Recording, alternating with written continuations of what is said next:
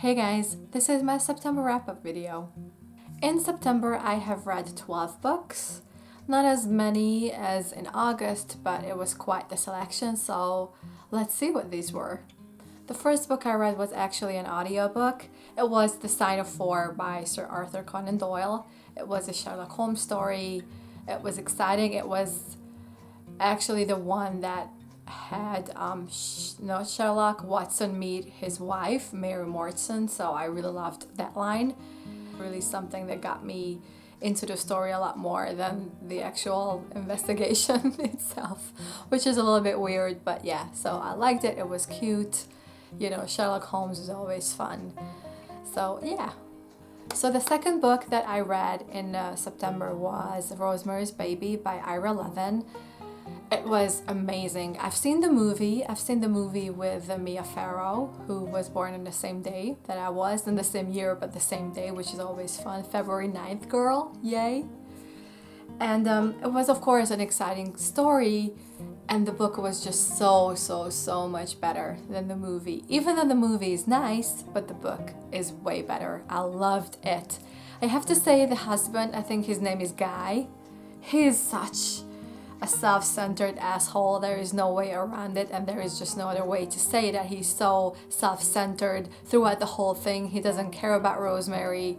It was just really infuriating to go through that experience, but the whole book was very exciting from the beginning to the end. They are buying a new flat, which is always exciting in my eyes, so I loved it. I gave it a 4 out of 5 stars. I say 5 stars for the really best of the best, but it was really amazing. I loved it. Then I read A Child Called It. It was also an audiobook that I've listened to by Dave Pelter. It was a little bit difficult. I listened to it sped up. I listened to it on double speed, but even that way it was difficult to listen to all the cruelty the poor guy had to go through when he was a mere child because the mom was sick or something. I don't know what happened, but oh my god. It was really difficult. I wouldn't exactly recommend it to, I'm not saying that I wouldn't recommend it to anyone, but it's one of those books that you really have to think about if you want to go through that, if you want to experience even the book itself, because the cruelty that a child has to suffer every day, and all the struggles he has to face just to stay alive, it's a little bit difficult. I cannot deal with that. And then the father was even worse, I think, than the mom, because he let everything happen. So it was a difficult, but I think rewarding experience. And especially towards the end of the book, I found it so uplifting that he now works with children who have went through similar things that he has gone through in his childhood. So it was uplifting towards the end of it especially, but it's a difficult read, so think about it if you really would want to go through an experience, I would say. Yeah. Then I have read The Psychology of the Unconscious by Carl Jung. And I've read psychology books before. I've read Freud even. I've read Freud. I've read books on psychology, like textbooks on psychology, because I am interested in it. I didn't like it. I gave it a 1 star. I'm sorry. I might be understanding it wrong. I'm not saying I'm right, but I didn't like it. For me, it wasn't good. All his theories came down to your unconscious being drawn sexually towards your parents. Of course, I'm paraphrasing right now, but it was way too much. It was always you're drawn sexually to your dad or to your mom or even to your therapist, and I just don't think it works that way. I've read so many other things that said otherwise. So it wasn't, this book was released in 1914, I think, but it wasn't for me. It was interesting, to read something by him because he's so famous in the psychology world, but I didn't like the book. So yeah, anyway, let's just move on from this. Then I've read Lost Illusions by Balzac. I like 19th century literature. You know, this is something that I like.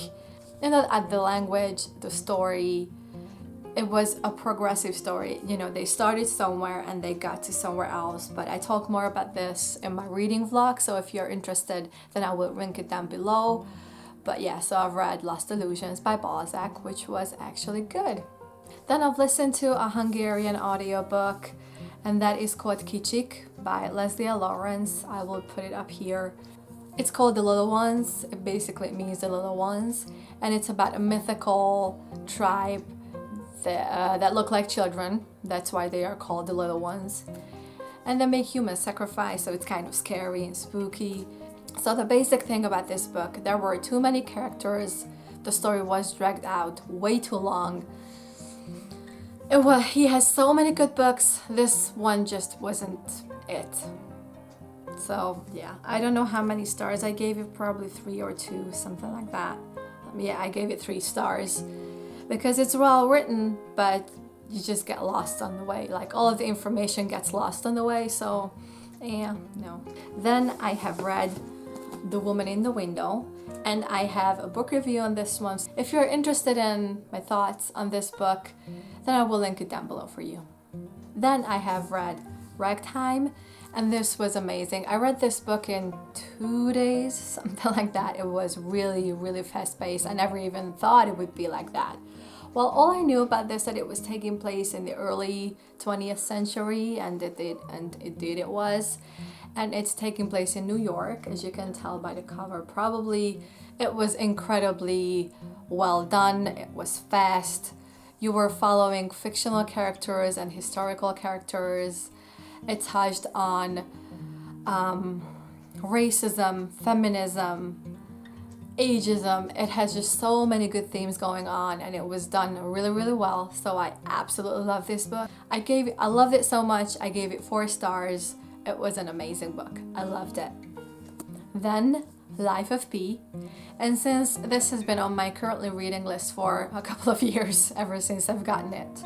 I started reading it on the bus when I got it, and never finished it. So I thought, okay, let's just kind of, you know, like check this off the list. And I really liked it until the very end. The very end just got me. It just gone girled me, if I might say that. I was like, what? Like what's happening now?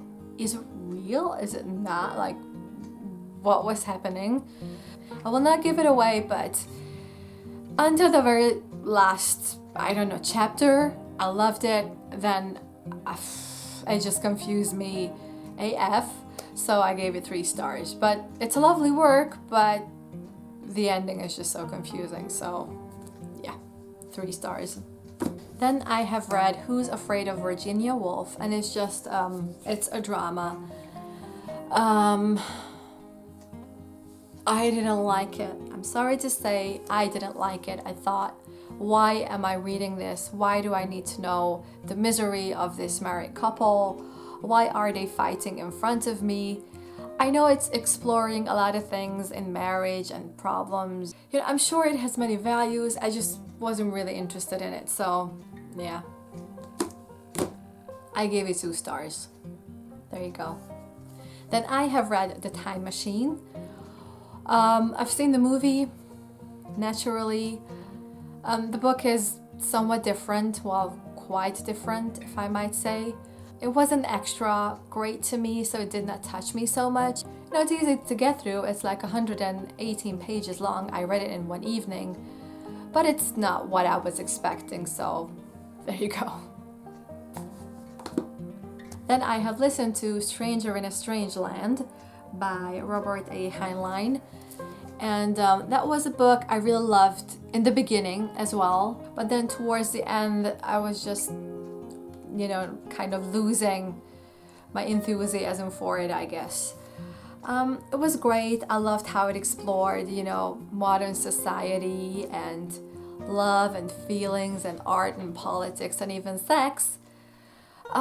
It was a little bit weird towards the end is all that I have to say. It's a classic fantasy, science fiction. It's about a guy who was brought up on Mars and comes to Earth and sees things, you know, from his perspective and how weird everything looks if you were not born here. I love that concept. But sometimes it was really meta, so And then the last book that I have read in the month of September is A Tale of a Tub by Jonathan Swift. So this was a satire on religion, mostly on religion, mostly on the Catholic Church. It was sometimes even funny because he wrote it very, very well. It was interesting. Of course, there were notes at the end of the book that really helped me understand what it was actually about. But this was something that was also fast-paced, so I could get through it kind of fast. And I liked it. This is fun. Sometimes you just need to read things like this. So, yep. Now these were the books, like the physical books that I've read in the month of September. And then the month of October will be very, very spooky, so stay tuned for that. So yeah, then until the next video, you guys. Let's read something. Bye bye.